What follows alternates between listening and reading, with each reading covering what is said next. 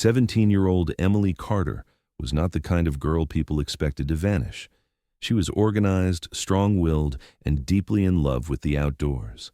Raised in a small town outside Tacoma, she grew up surrounded by the shadow of Mount Rainier, the snow-capped giant that loomed over the horizon. By the summer of 2002, Emily had already completed more hikes than most adults in her community. She was a member of her school's outdoor club, had earned a wilderness safety certification, and had plans to study environmental science after graduation. To those who knew her best, she was confident, cautious, and prepared. Exactly the type of person who wouldn't make a simple mistake in the wilderness. On a warm morning in late June, Emily and 3 friends set out on a popular trail that wound its way up the southern slope of Rainier. It was meant to be a day hike, not a dangerous expedition. The group carried packed lunches, water, and small day packs. They weren't climbing the peak or attempting anything extreme. It was supposed to be a casual adventure before summer jobs and college applications took over their lives. According to her friends, Emily was in high spirits as they ascended the trail. She joked about how easy the hike felt compared to the more rugged treks she had done with her father. She pointed out wildlife along the path, named wildflowers by memory, and reminded her friends to stay hydrated as the sun beat down. If there was anyone you would want leading a hike, it was her. The trail was crowded that day. Families with children, solo backpackers, and couples on weekend getaways moved along the switchbacks. Witnesses later recalled seeing Emily and her friends at different points, nothing unusual about them, nothing alarming. By mid-afternoon, the group stopped near a ridge where the view opened to sweeping glaciers and jagged cliffs. They spread out slightly, each wandering a short distance to take photos and enjoy the view. That was the last moment they would ever see Emily clearly. When they regrouped minutes later, Emily was gone. At first, her friends assumed she had gone farther up the ridge or ducked into the trees for privacy.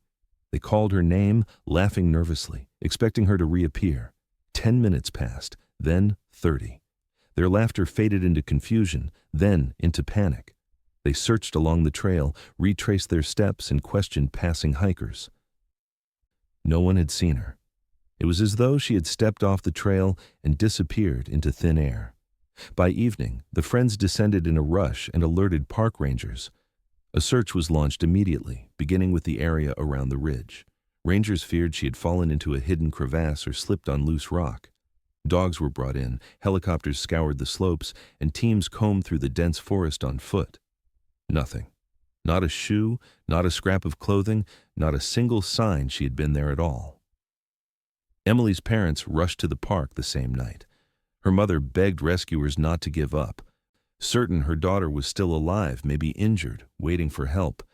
Her father insisted Emily knew survival techniques. If she was out there, she would be fighting to hold on. But as the hours stretched into days, doubt began to creep in. The official reports from search coordinators described the area as treacherous. The ridges contained hidden snow bridges that could collapse without warning. Beneath them lay deep lava tubes and ice caves, natural traps that could conceal a person forever. Rangers admitted privately that if Emily had slipped into one of those, the chances of recovery were slim. Yet her family refused to accept that explanation. They knew her habits, her cautious nature. She wouldn't have strayed recklessly. Something else had happened. The first week ended with no progress. The second week followed the same pattern. Media crews descended on the trailhead, capturing footage of helicopters hovering over the glacier, volunteers scanning steep cliffs, and tearful pleas from Emily's parents. Her friends gave interviews, their faces pale, repeating the same detail, that she had been only a few feet away before she vanished.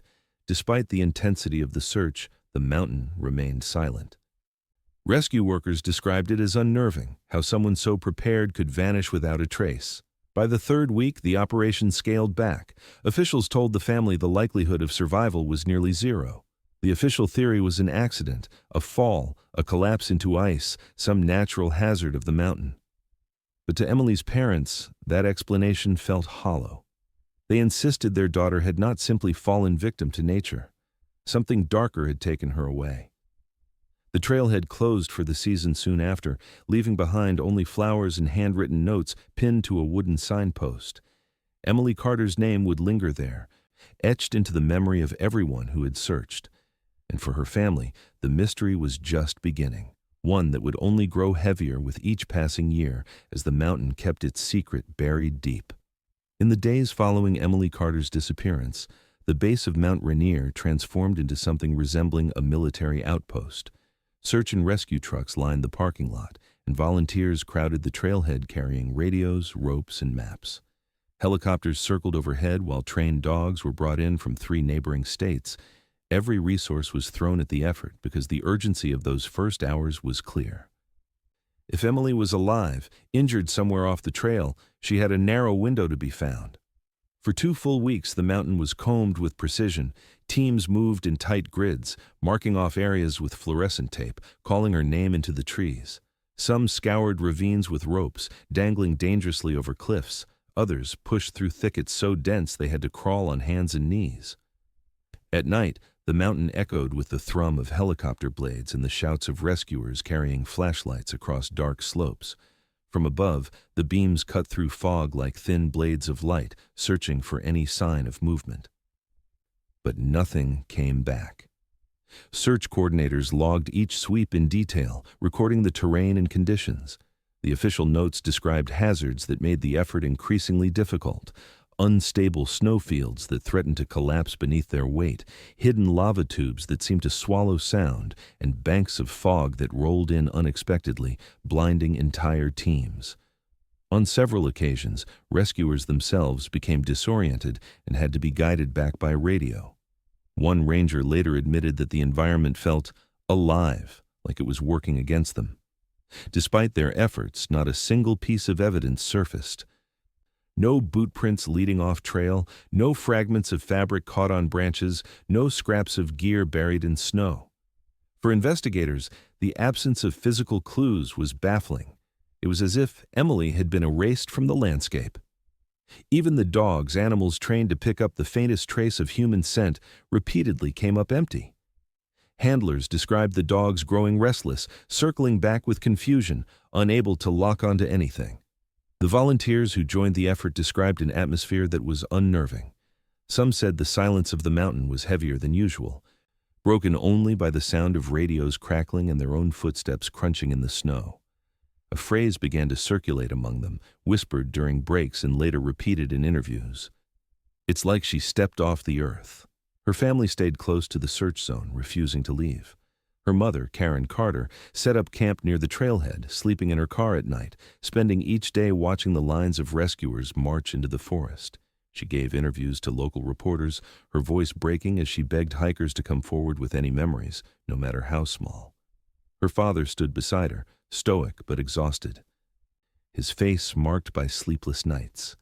They clung to hope with a kind of desperation that grew more painful as the days passed.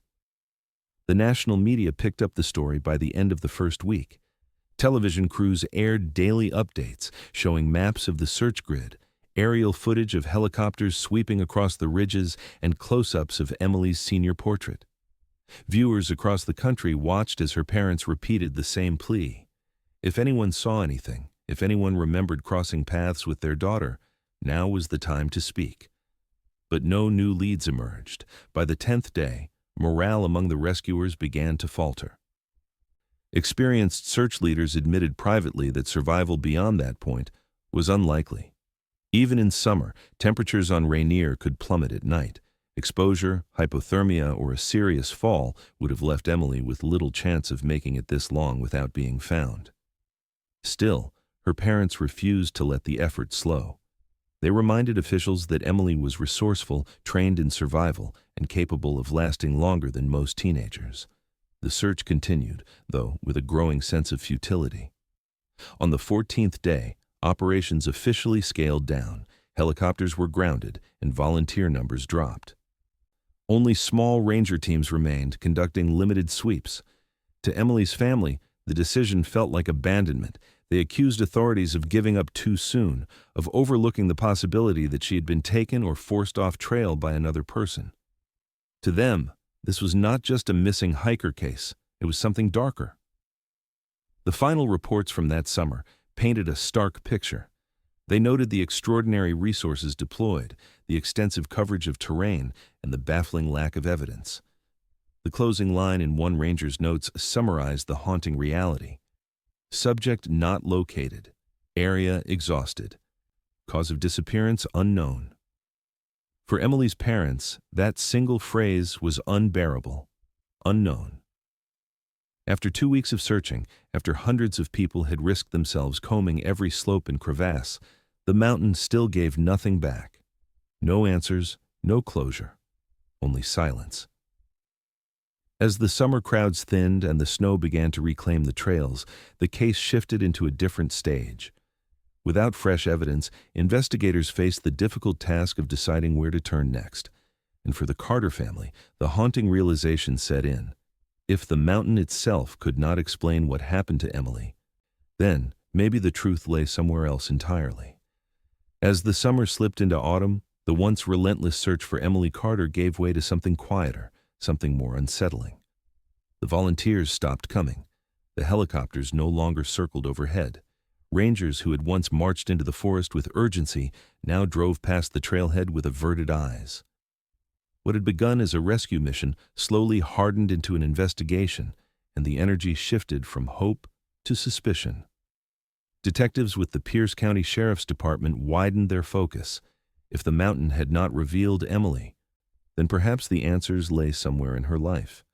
Investigators began knocking on doors, speaking to her classmates, neighbors, and teachers. They wanted to know who Emily really was when she wasn't the smiling girl in photographs or the capable hiker described in news reports. What they found was complicated, but not unusual for a teenager. Friends described her as ambitious but sometimes stubborn. She had a boyfriend, a senior named Alex, who became an immediate subject of interest. Rumors swirled through the hallways of their high school, some claiming the relationship had been troubled, others insisting they were inseparable. Police interviewed Alex several times, combing through text messages and phone records. He admitted they had argued about her plans for college, but he denied being anywhere near Mount Rainier on the day she vanished. His alibi held. He had been at work that morning and with friends later in the day. Still, whispers lingered. In a small town, suspicions don't fade quickly. Detectives also questioned the 3 friends who had hiked with Emily that day. Their stories matched in nearly every detail, though investigators pressed hard on the brief moment when the group had separated on the ridge. Each of them insisted Emily had not appeared upset, had not mentioned plans to break away, had not shown any sign of distress. Yet police could not ignore the uncomfortable truth. She had been only steps away, and then she was gone. For some investigators, the idea of an accident seemed increasingly unlikely. For others, it remained the simplest explanation. The runaway theory was also considered. At 17, Emily was at the age where stress, relationships, and family tensions could drive someone to make an impulsive decision. Detectives reviewed her internet history and school notebooks, searching for clues that she might have been planning to leave. They found none. Her bank account remained untouched. Her car was still parked at home. She had made plans for the rest of the summer and was set to begin her senior year in the fall. There was no sign of a girl preparing to disappear. Still, rumors spread. Some suggested she had clashed with her parents over curfews or responsibilities. Others speculated she might have been pregnant or that she had met someone secretly online. Each theory unraveled under scrutiny, but in the vacuum left by her absence, speculation grew louder than facts. Detectives found themselves chasing shadows, stories with no evidence, possibilities with no proof. By winter, the case file had grown thick with interviews, reports, and dead ends. Leads dried up. The mountain trails were buried under snow, making any further physical searches impossible until spring. Detectives quietly admitted to one another that the likelihood of solving Emily's case was fading with each passing week. Some believed she had been the victim of an accident that would never be recovered from the mountain's depths. Others could not shake the feeling that another person had been involved, and that somewhere in the silence of that ridge, something far darker had taken place. For the Carter family, time did not dull the ache. Emily's room was left untouched, her belongings carefully preserved. Her mother, Karen, refused to let her daughter's memory fade into the category of a cold case. On Emily's 18th birthday, she drove to the trailhead alone, carrying a bouquet of white lilies. She placed them at the signpost where other hikers had left notes and photographs.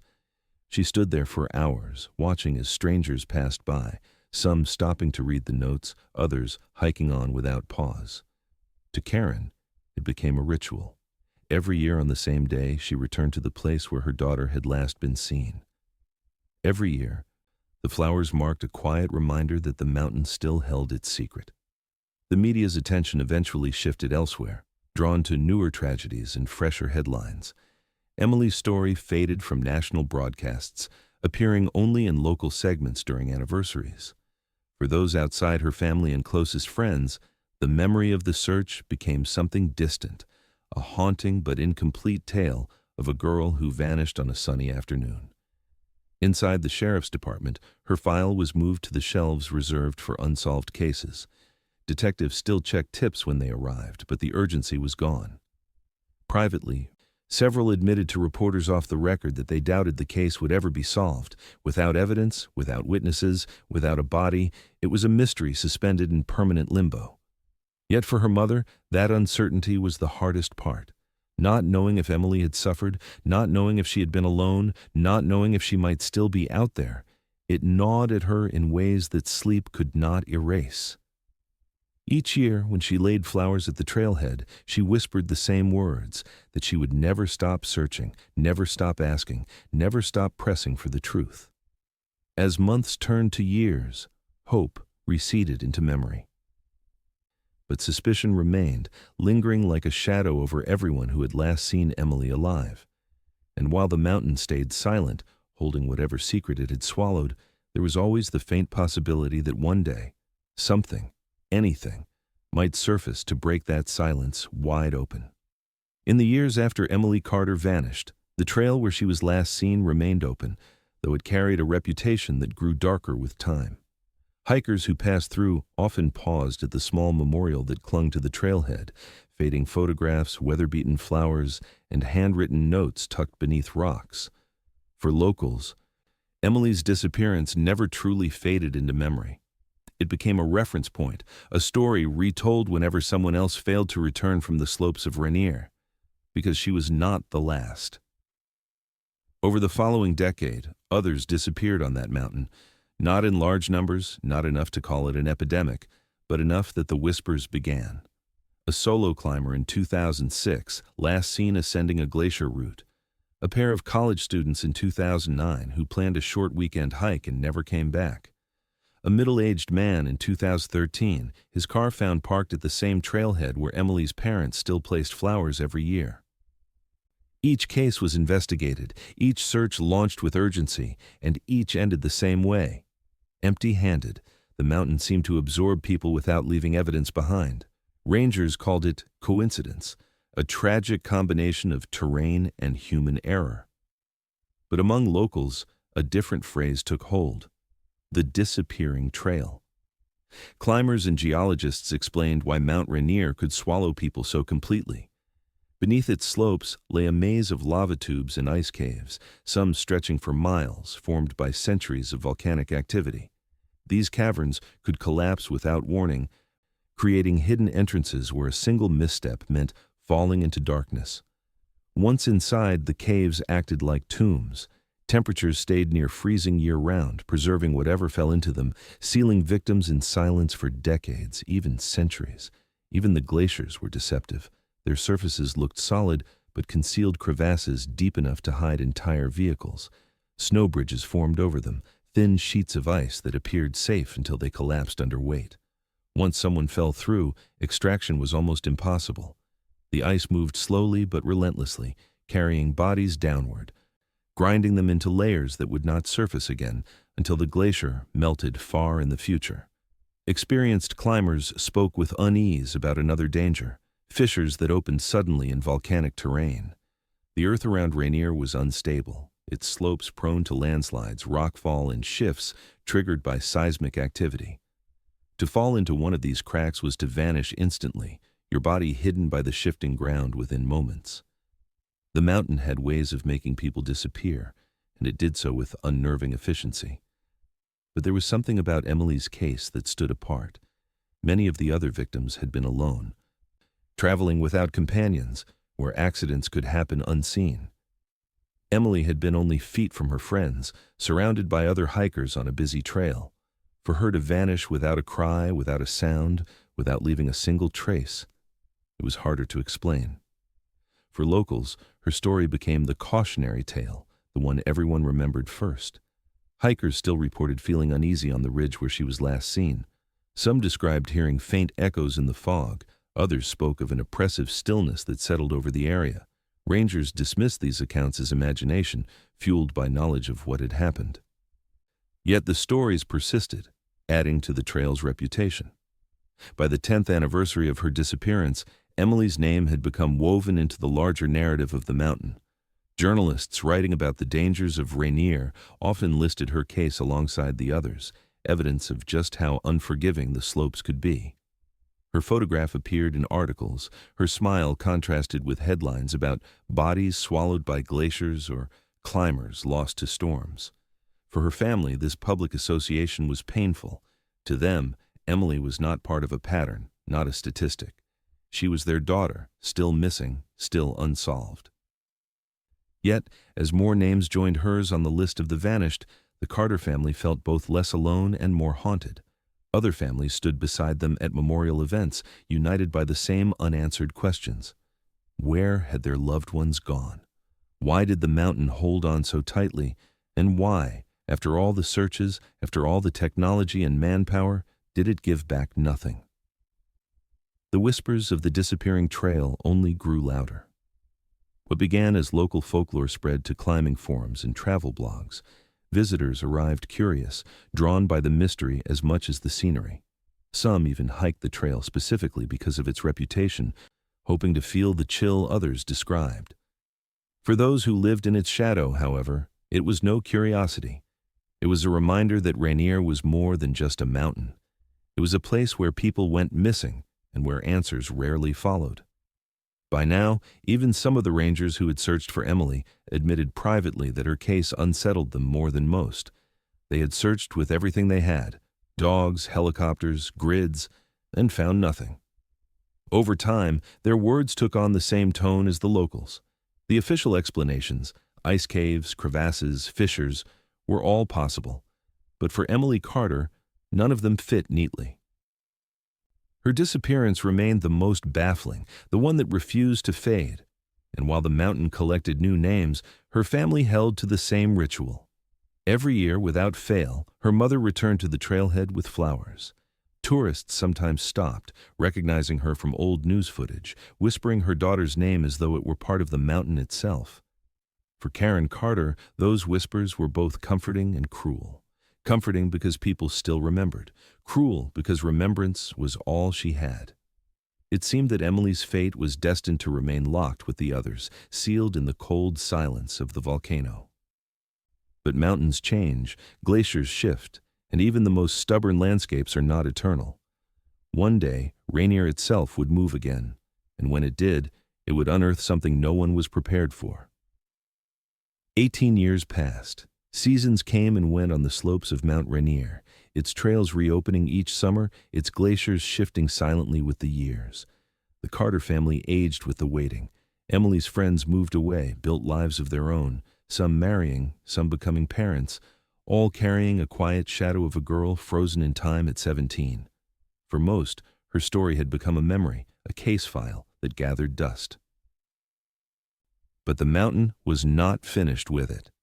In the spring of 2020, seismic monitors that had long been buried deep within Rainier's slopes began to detect unusual tremors. At first, geologists dismissed them as ordinary tectonic shifts. The mountain was an active stratovolcano, and small rumblings were expected. But the readings grew stronger, more frequent. Then came the smell of sulfur in the air, carried by wind into nearby valleys. Rangers noted melted snow forming streams far earlier than normal. Something beneath the surface was moving. By early May, the mountain awakened. A plume of ash shot into the sky, visible for miles. The ground trembled hard enough to crack old roads and split boulders along the ridges. Alarms sounded across nearby towns, sirens urging residents to evacuate low-lying areas vulnerable to mudflows and landslides. Families fled with what they could carry, their cars lining the highways, their eyes fixed on the plume rising from the peak like a warning. The eruption was not catastrophic by global standards, but for Rainier, it was the most violent event in decades. Avalanches thundered down its slopes, rivers of mud and rock tore through valleys, carrying trees with them like twigs. Trails that had been walked by generations of hikers were obliterated within hours. From the air, helicopters captured a mountain remade, its glaciers cracked apart, its slopes scarred by fresh channels of ash and stone. Among the destruction were strange revelations. Entire ridges that had been buried beneath ice for centuries were exposed for the first time. Glacial walls collapsed, revealing hidden caves and fissures. Rockslides uncovered layers of ground that had not seen daylight in lifetimes. The eruption had rewritten the mountain's face, and with it, unearthed secrets it had long concealed. In the days following, news stations swarmed to capture the spectacle. Their cameras lingered on smoking craters, rivers of debris, and the staggering scale of destruction. Interviews with scientists filled the airwaves, geologists explaining how the eruption had been sudden but not entirely unpredictable. But soon, their focus shifted. Because amid the ruin, a single discovery pushed everything else aside. Near the southern slope, in a field of hardened lava rock and ash, a rescue team spotted something unusual. Wedged into a crack, half buried but unmistakable, was a backpack. Its fabric was torn and weather-beaten, its straps stiff with volcanic debris, but it was intact enough to be recognized as human-made. At first, rangers assumed it belonged to one of the many hikers who had vanished over the years, perhaps swept into the depths of the mountain and sealed away until now. But as they pulled it free, dusting off the layers of hardened ash, they found an identification tag stitched inside. The name was Emily Carter. The news broke within hours. After 18 years of silence, something of Emily's had surfaced from the mountain that had taken her. Reporters rushed to cover the story, their footage showing the faded backpack laid out on a tarp, its contents carefully catalogued. Inside was a broken flashlight, its lens cracked, a few rusted metal clips, and most haunting of all, a small weathered journal, its pages warped by years of moisture and heat, but still legible in fragments. For the Carter family, the phone call from authorities was both a shock and a wound reopened. For nearly 2 decades, they had lived without evidence, without closure. Now, suddenly, they were handed proof that their daughter had been there all along, hidden beneath the mountain skin. The discovery reignited not only their grief, but the questions that had tormented them since 2002. How had the backpack ended up entombed in volcanic rock? And more importantly, what else might the eruption have uncovered nearby?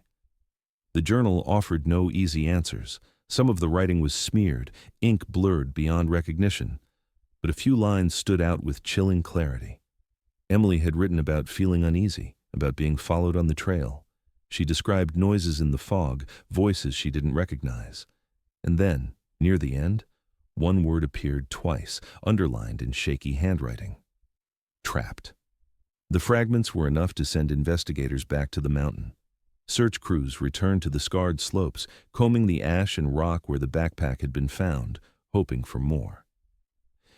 Journalists hovered nearby, cameras trained on the teams as if expecting another revelation to emerge at any moment. Hikers and locals who had long remembered Emily's story watched with renewed intensity, whispering that the mountain had finally chosen to give something back. But if it had returned her belongings, what of Emily herself? The question hung heavy over the community, drawing attention from across the country once again. For some, the eruption was proof that nature had hidden her all along, an accident preserved by geology until chance revealed it. For others, the journal pointed toward something darker, something human. Either way, the discovery was undeniable. After 18 years, the silence around Emily Carter's disappearance had finally cracked open. And what lay beyond that first fracture would be darker still.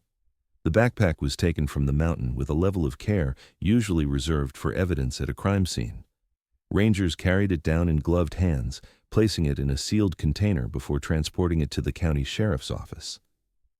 After 18 years of speculation, rumor, and silence, the object felt almost unreal, as though it had been waiting in the earth for the right moment to surface. For investigators who had once worked Emily Carter's case, it was both vindication and torment. They finally had something tangible, but it arrived almost 2 decades too late. Inside, the contents were cataloged with clinical precision. A broken flashlight, its metal corroded and lens shattered, a few coins fused together by heat, a torn fabric strap, and then the most chilling find, a weathered journal, its cover warped, its pages discolored from years of moisture and volcanic pressure. When technicians carefully separated the fragile paper, they discovered fragments of handwriting still intact, faded, but legible. The name on the inside cover left no doubt. It was Emily's. Forensic analysts confirmed what the family already knew. The backpack and its belongings were hers. A worn student ID card tucked into one of the journal's pages provided undeniable proof. Even after all this time, her face stared back, frozen at 17, smiling with the confidence of a girl who believed she had her whole future ahead of her. For her parents, seeing it again was like being pulled violently back to the summer of 2002. Their daughter was no longer just a missing person. She was once again present, her belongings tangible proof of her final journey. But it was the journal that carried the most weight. Investigators combed through the surviving entries, piecing together fragments of Emily's last hours.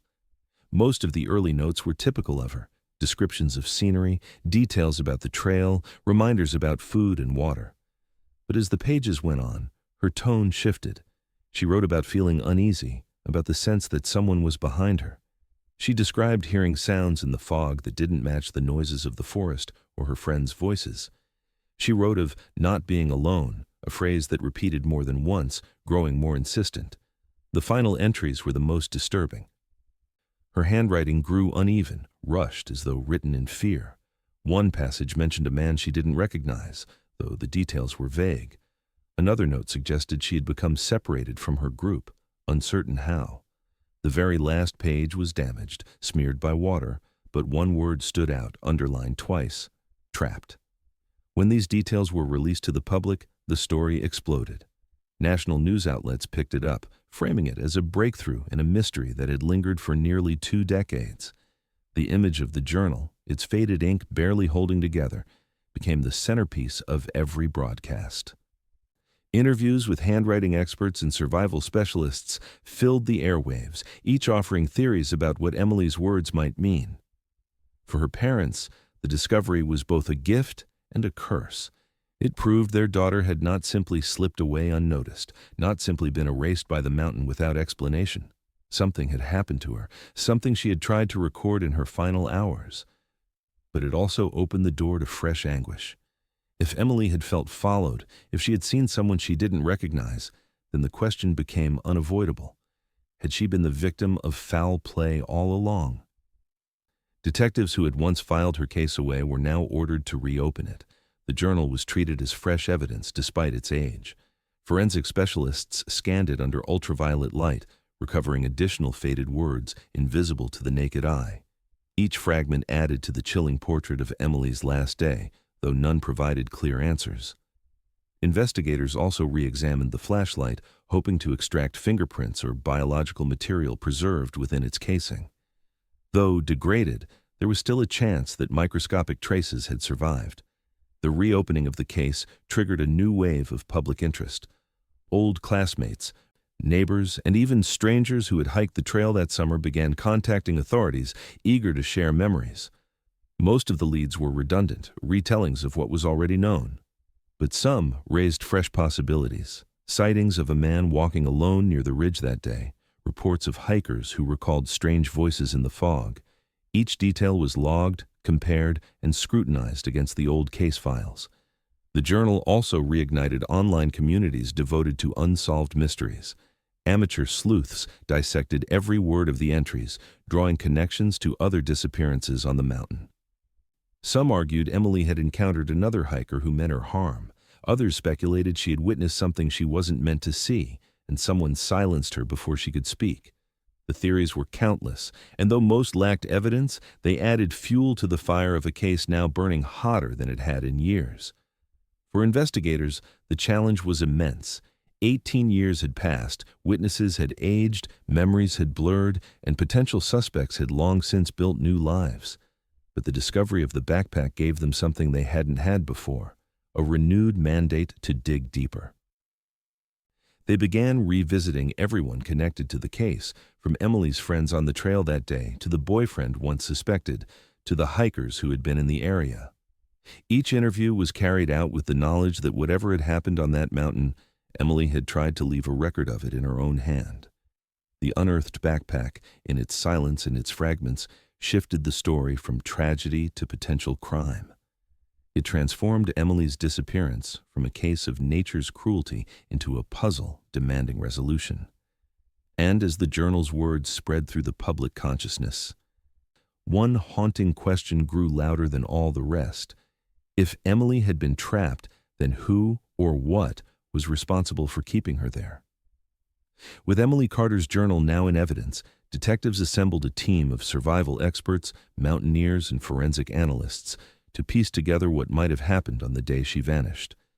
The entries, though fragmented, offered a rare window into her final hours, a kind of breadcrumb trail left in her own hand. Investigators laid the journal alongside topographic maps of Rainier, charting the places where Emily and her friends had hiked, searching for connections between her words and the terrain. The first possibility they examined was disorientation. Fog was common on the ridge where she disappeared, rolling in with little warning, and it was entirely plausible that Emily had lost her bearings in a sudden whiteout.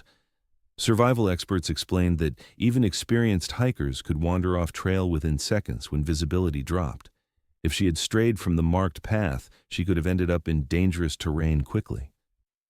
On the surface, this seemed like the simplest explanation, but the entries complicated things. Emily hadn't written about confusion. She hadn't described being lost. Instead, her words reflected something different: unease.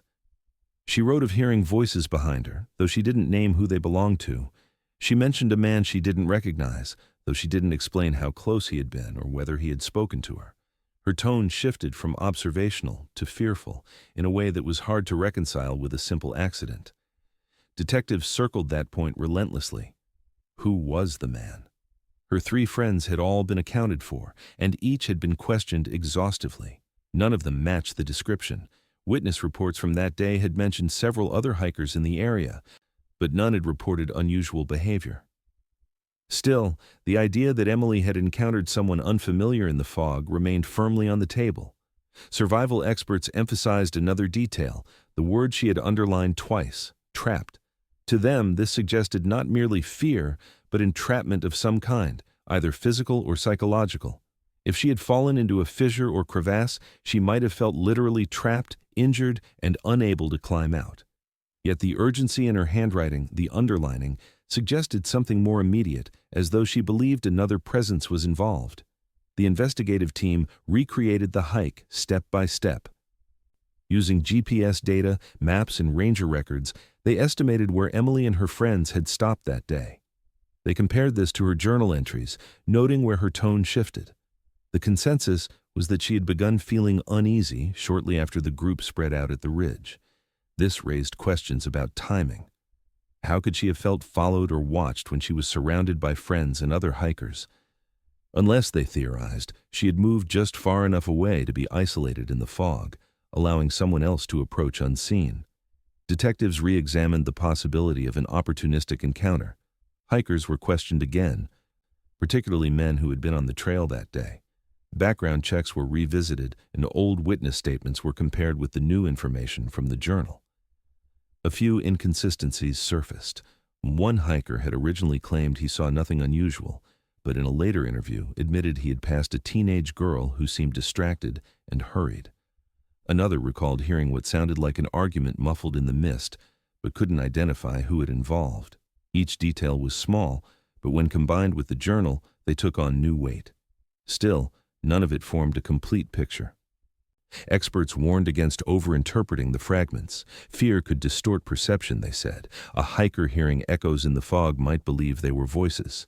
The sense of being followed could be heightened by the environment, even if no one was there. And yet the presence of the word trapped remained impossible to dismiss. It was written deliberately, as though Emily wanted someone to understand what she had felt in her final moments. Detectives explored another angle, the possibility of coercion. If Emily had encountered someone threatening, she might have been forced off the trail. The journal, then, could have been her attempt to document what was happening, knowing she might not make it back.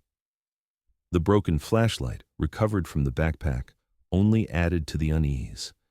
Had it been dropped in a struggle, or had it simply broken in a fall? Forensic testing offered no clear answer. The reconstruction exercise extended beyond the ridge. Investigators considered the wider terrain, the ice caves, the fissures, the unstable slopes that had claimed others before her. If Emily had written trapped in the literal sense, she could have been immobilized somewhere no one could reach. The eruption had proven that objects could remain sealed in the mountain for decades. Her backpack had resurfaced, but what about her? If she had been trapped in a fissure or cave, the eruption might have buried her deeper, or it might have brought her closer to the surface. As these possibilities were debated, the Carter family was once again thrust into the center of media attention. Journalists asked them about the journal, about the meaning of the word underlined twice. Her mother clutched at the possibility that it confirmed what she had always believed, that Emily had not simply vanished by accident, that someone had played a role in her disappearance. Her father, quieter, focused on the maps and reconstructions, searching for logical answers. Both were united in their conviction that the truth was still out there, hidden in the lines of a journal pulled from fire and stone. The reconstruction did not deliver closure. It could not tell them exactly what had happened, nor who the man in her entries had been, but it did reignite the urgency of the case. Detectives knew they were no longer looking at a straightforward tragedy of the mountain. Emily had left behind words that pointed to something more complex, something darker. And as they pored over every line, every map, every detail, one haunting reality grew clearer. If Emily had been trapped, then someone had either left her there or put her there. In the weeks that followed the recovery of Emily Carter's backpack, the southern slope of Rainier became the center of an excavation effort unlike anything the mountain had seen before. Teams of geologists, forensic specialists, and law enforcement officers sifted through hardened layers of volcanic rock, ash, and mud, working methodically in the very place where the backpack had been uncovered. At first, the effort was described as precautionary, a way to ensure no other artifacts had been dislodged by the eruption. But within days, it turned into something else entirely. On the 12th day of excavation, a ranger spotted what looked like a fragment of bone protruding from a crevice in the lava rock. At first, there was hesitation. Skeptics assumed it was the remains of an animal swept away by the eruption. But when forensic teams carefully removed the surrounding ash, the shape became unmistakable. Human remains, sealed in stone, preserved by the heat and pressure of the eruption itself. The discovery halted everything. Word spread quickly. And within hours, the site was cordoned off under the strictest security. Specialists worked with delicate tools, chiseling away the layers until the skeletal remains were freed enough to be recovered. It took 3 days to extract them fully, each fragment cataloged and protected. When the bones were laid out for examination, their size and proportions suggested a young woman. DNA testing would later confirm what many already suspected. It was Emily. For her family, the confirmation was devastating. After 18 years of uncertainty, they finally had proof of where she had been, proof that she had not simply evaporated into the wilderness. But the relief of an answer was immediately drowned out by the horror of what came next. As forensic pathologists examined the remains, they noted injuries inconsistent with the theory of an accidental fall. Several bones showed clear signs of blunt force trauma, fractures that suggested a deliberate impact rather than a slip into a crevasse. Her skull bore a fracture across the left side, sharp and unmistakable. Her ribs were cracked in a pattern that did not align with a fall, but with repeated blows. These injuries had occurred before the eruption buried her, meaning Emily had not simply been claimed by the mountain. She had been attacked. The revelation was chilling. For nearly 2 decades, her disappearance had been debated in 2 camps: those who believed she had been swallowed by the hazards of the terrain, and those who suspected foul play. Now, the evidence shifted the balance irrevocably. This was no longer the story of a hiker lost to the mountain. It was the story of a murder preserved beneath it. The mountain had not only entombed a victim, it had entombed the evidence of a crime. Detectives pored over the journal again, this time with renewed urgency. The mentions of voices in the fog, the man she didn't recognize. The final desperate word, trapped, all seemed to align with the forensic findings. She had not been imagining danger, she had been documenting it. What had once been interpreted as the paranoia of a lost teenager was now reframed as the testimony of a victim in her final hours. For the investigators who had worked the case years earlier, the shock was profound. Many had resigned themselves to believing Emily had slipped into a fissure, another tragic casualty of the mountain's unpredictable landscape. Now they faced the grim reality that they had been looking at it all wrong. Somewhere out there was a person who had not only encountered Emily Carter, but had ended her life and left her body to be buried by the mountain's fury. The revelation reignited the case in a way no one anticipated. Detectives began re-examining every suspect, every interview, every rumor that had once seemed inconclusive. The boyfriend whose alibi had checked out, the hikers who had reported nothing unusual, even the park workers and volunteers who had been in the area. All were considered again, this time under the shadow of confirmed homicide. Each old lead, once dismissed, now took on new weight. The public reaction was immediate and visceral. News outlets reported the details with an intensity that rivaled the original search. The phrase "blunt force trauma" appeared in headlines across the country. Commentators debated the possibilities. Was Emily the victim of a chance encounter with a stranger? Had someone she knew followed her onto the trail? Or had a predator used the mountain's vastness as cover, confident the wilderness would erase all trace of the crime? For her family, the grief was compounded by anger. For years, they had insisted Emily would not have simply wandered into danger, that something else had happened. Now, with the forensic evidence laid bare, their fears were validated.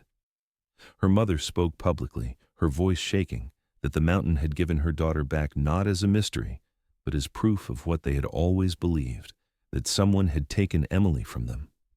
The case had shifted irrevocably. The mountain had surrendered its secret, and it was darker than anyone imagined. Emily Carter had not vanished because of misstep or misfortune. She had been silenced by violence, and then buried beneath ash and stone. And with that revelation, the hunt for her killer began anew.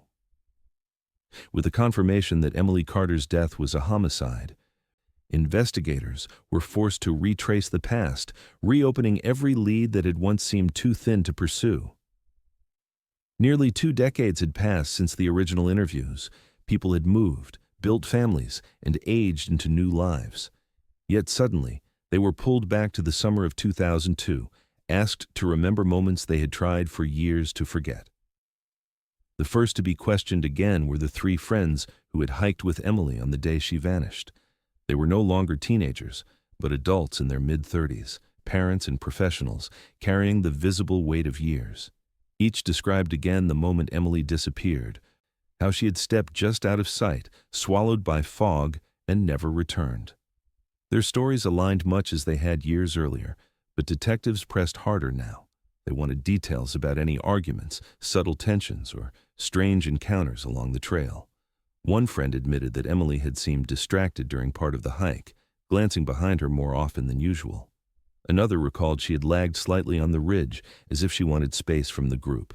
It wasn't new information, but now, filtered through the knowledge of homicide, it carried a darker resonance. Emily's former boyfriend, Alex, was also pulled back into the circle of suspicion. In 2002, his alibi had been held, supported by co-workers who placed him at his job the day she vanished. But with new forensic methods, investigators examined old time cards and pay records more closely. Discrepancies emerged, minor at first, but enough to warrant another look. While Alex maintained he had nothing to do with Emily's disappearance, detectives found that one co-worker who once vouched for him now admitted their memory was hazy. Time, they said, had blurred the details, and what they thought they remembered might have been influenced by hearing others talk about it. It didn't dismantle Alex's alibi entirely, but it cracked the foundation.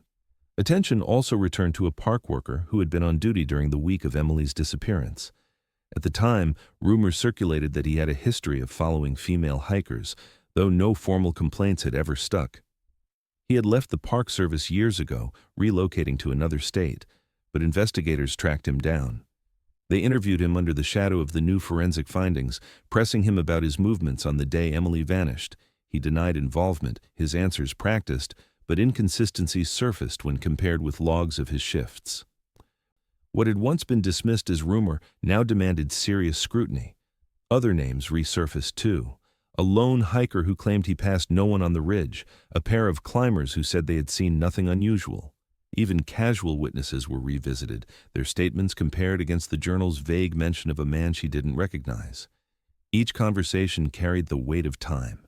Memories were unreliable, dulled by years of distance, altered by media coverage, and reshaped by the retelling. What people thought they remembered often contradicted what they had originally said.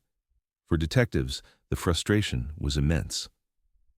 They had evidence of a crime, but no clear suspect who fit neatly into the fractured puzzle. The Carter family watched from the sidelines, their grief reignited by every press release and news report. Emily's mother became the public face of the renewed investigation. She stood at podiums during press conferences, holding photographs of her daughter, her voice trembling but steady, as she begged anyone with information to come forward. She spoke of the journal, of the final word underlined twice, of the fractures in her daughter's bones. She asked the question that haunted her: who had left Emily trapped on that mountain, and why? The plea struck a chord with the public. Tip lines lit up again, just as they had years before, flooded with recollections, suspicions, and theories.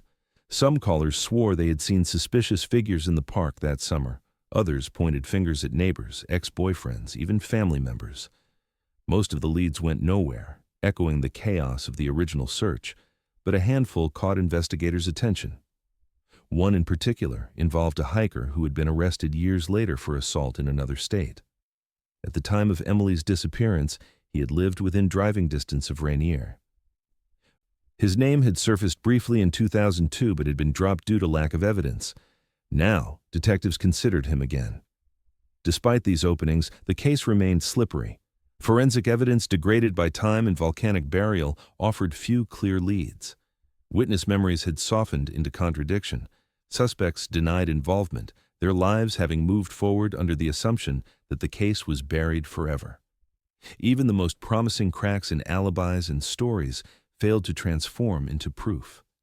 Detectives were left with suspicion, not certainty. Yet the weight of the homicide ruling changed everything. Emily's case was no longer treated as a tragic accident or unsolvable mystery. It was now a crime with a victim whose voice had been preserved in fragments of a journal whose injuries testified to violence. This designation kept the case alive in the public eye, and with it came pressure on investigators to deliver answers, and pressure on those who had once been suspects to either clear their names or face suspicion all over again.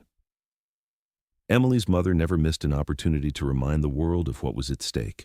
Standing before cameras, she repeated the same line again and again: "Someone knows.